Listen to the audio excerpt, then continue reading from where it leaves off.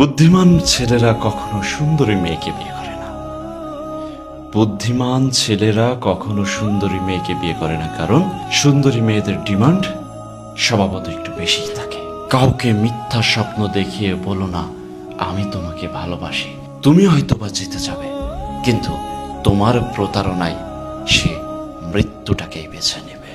যে মানুষ অন্যদিকে তাকিয়ে কথা বলে সে মানুষ অন্তত পক্ষে আপনার ভালো কখনোই চায় না।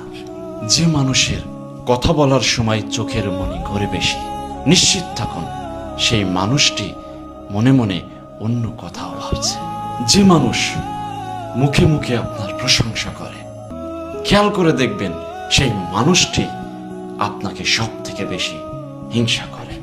যে মানুষ সবসময় আপনাকে তেলের উপরে রাখবে, মানে তেল মারবে, বুঝে নেবেন সেই মানুষটা আপনার কাছ থেকে কিছু হাতাতে চাচ্ছে। যে মানুষ একই কথা বারবার বলে, বুঝে নেবেন সে মানুষ আপনার কাছ থেকে কিছু জানার চেষ্টা করছে। অন্যের মুখে নিজের প্রশংসা শুনে কখনো নিজেকে গলিয়ে ফেলবেন না, তাহলে আপনি কিন্তু ধরা খাবেন। আসুন আলোচনা।